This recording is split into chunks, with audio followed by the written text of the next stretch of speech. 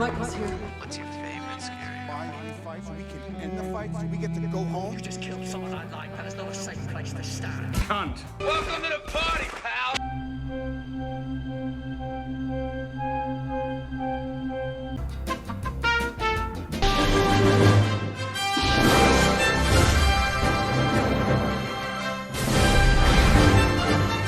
That's a cute outfit. Did your husband give it to you? A little bit ago, I made a video on the original Superman, the movie, where I disclaimed my love for it pretty much, and after watching it, I couldn't resist but go to watch Superman 2. And I realised I'd never actually seen the Donner cut, so I watched that, and I fucking loved it. It's at least on par with the first movie for me. And admittedly, I wasn't sure on all the changes between the normal Superman 2 and the Donner cut, because I haven't seen Superman 2 in a long time.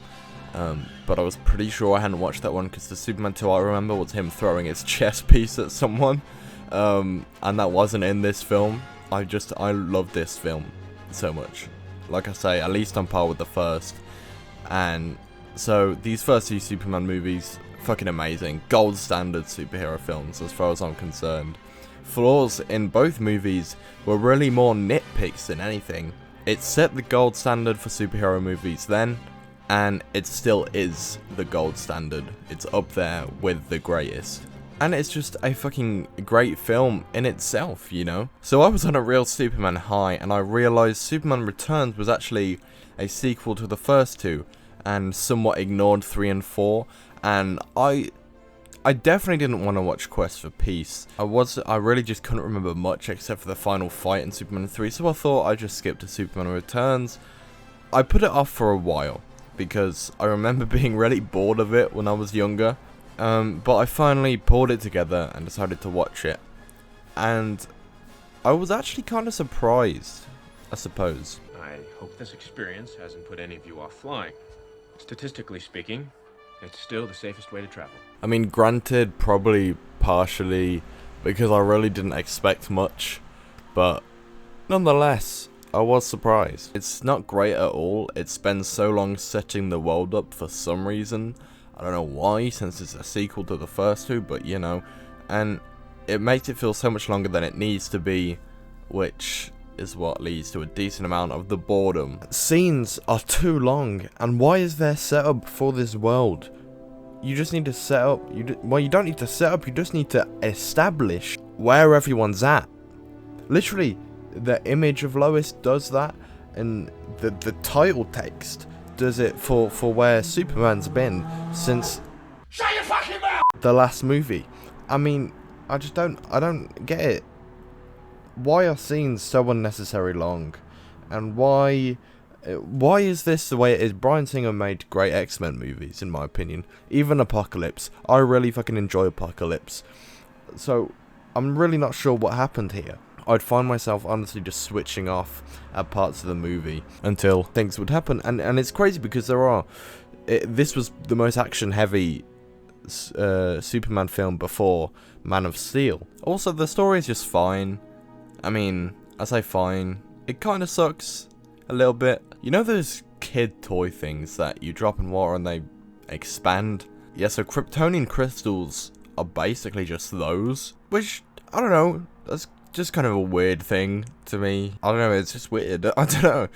And Lex wants to use this to drop it into the ocean to make a giant source of land for people to live on as population increases, and obviously they aren't making land, but the cost of this plan is submerging some of America. I mean, yeah, it's kind of counterintuitive logically, but that's not really new for Lex. It's not about giving people land, it's about the money. It's very similar to his plan in Superman 78, to be honest, but just a little bit more stupid. Also, I mean, it's kind of up to chance, and even then, he tested his thing. He tested the crystal in the little train basement bit. So you know the state of the land that comes out. No one would want to live there unless absolute desperate times. I mean, look at the state of this place. No one would want to go there. There was also one other moment that kind of stuck with me where Superman just stalks Lois. It's kind of weird, honestly. Also, on a more half nitpicky note, the heat vision in this movie looks ass. I know it's meant to be more realistic, but come on, it's a sequel to the Christopher Reeve Superman films. Holy Jesus. What is that? What the fuck is that? It's just a little thing that bugs me whenever he used it, but obviously it's not a massive thing. That was a fatal flaw. But I did say I was surprised, and a big part to that is Brandon Routh's performance. He really carries on Christopher Reeve's performance. He doesn't try to improve on it because that is impossible as far as anyone's concerned. He just kind of carries it on in his own way and does it really well. The dorkiness, heroism, and the purity. It's really well acted, and honestly, watching this movie made me want to jump back into the Arrowverse and get to Crisis to see this man back as Superman. I mean, I love Arrow, but I haven't seen past season 6 because I just haven't bought the rest of them on Blu-ray and I don't have anything else to watch them on. I'm gonna get the Arrow box set, you know, when I have the money, and I need to watch The Flash too. But anyway, as I was saying, Brandon Routh is really underrated as Superman, if you ask me, and he was a big part to play in my surprising enjoyment throughout the film. Even though I said about disliking the actual design of the heat vision, the actual state of the CGI on the whole is not bad at all. And there is actually some decent action-ish scenes. I really like the encounter with Lex, actually, and Lex throughout the film is all round just really intense, and Lois's encounter with Lex on the boat, and there's a decent amount of thrilling stuff there. And of course, this scene with the bullets has kind of become iconic to Superman fans, and rightly so in my opinion.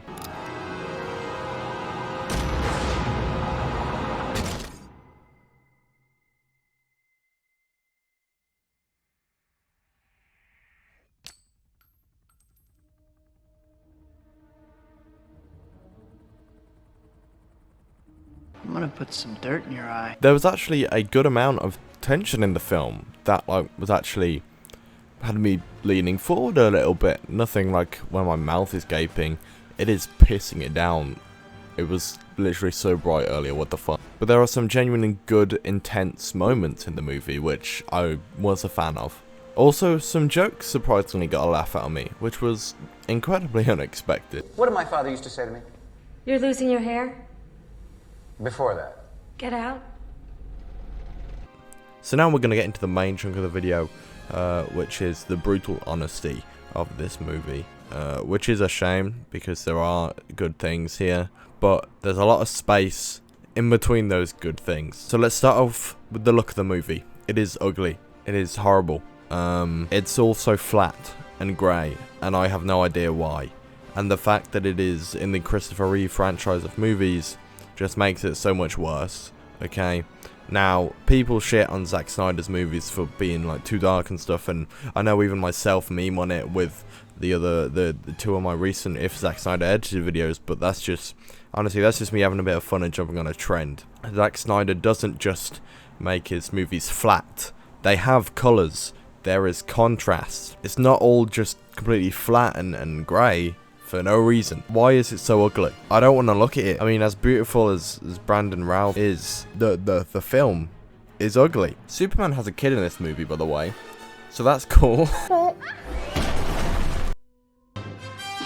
My boy Clark really had to leave with an impact. You are not the Hulk. I can't stop feeling bad for Richard in the film because he does nothing wrong.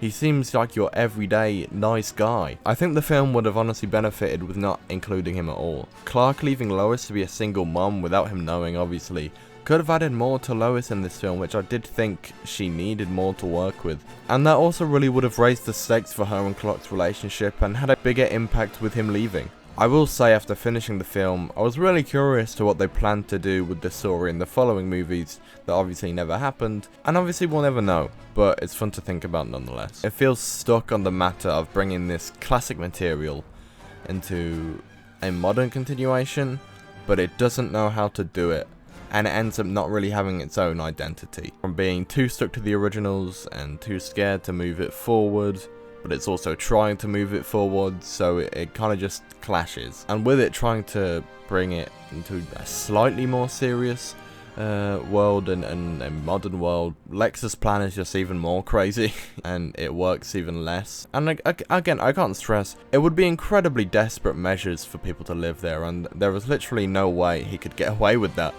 And yeah, it feels too long from the unnecessary setup and just leads to boredom throughout a decent amount, which is a shame. But when things are happening, it's definitely not bad at all.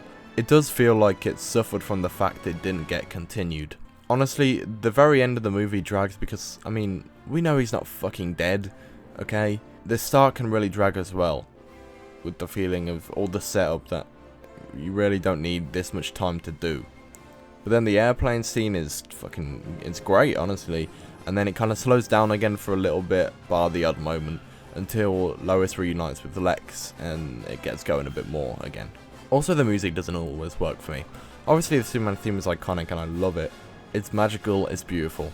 But sometimes here, parts of it get extended to match with the scene length, which the scene length probably doesn't need to be as long as it is anyway. It just got a bit distracting in some scenes. It was just a bit of an odd decision with the music. But contrary to a lot of the criticism in this video, which is deserved in my opinion, and again, this is just my opinion, I can't stress that enough with every video, but despite all of it, I know it's just dangling off the tip of your tongue. Let me hear it just once, please. I would say this is worth a rewatch today. Honestly, it's funny seeing this and like imagining Warner Bros had a plan for this franchise, and now Warner Bros are just incredibly stupid and unaware of everything and have no clue what they're doing.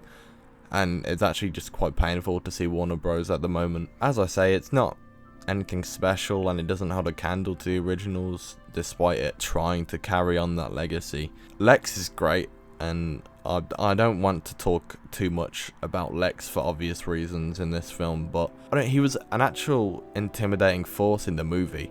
This moment right here, Superman will never. actually like got me. I was like, holy shit, and he was actually threatening in this film, and I like that. Before you leave!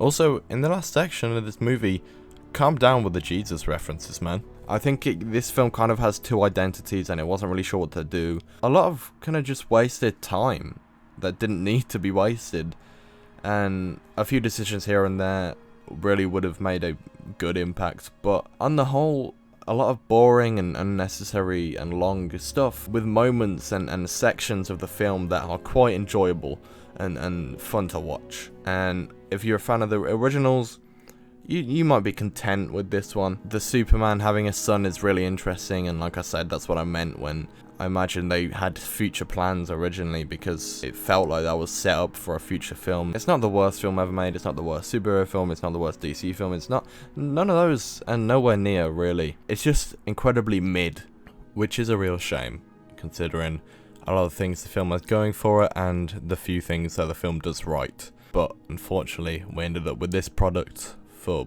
some reason or another. Thanks guys so much for watching this video. Do you agree with my opinions? Do you think about this with the Superman Returns movie, or do you think something completely different? If you love it or you hate it, do let me know. Also, an interesting fact, did you know that if you subscribe to this channel, you will instantly become a Chad? I know, right? It's crazy. But what's even crazier, and believe me, is if you go over to my gaming channel, and you can see the title of that, which just means if you're over there as well, and if you're subscribed to both channels and you watch all videos on both channels, then you literally become God himself.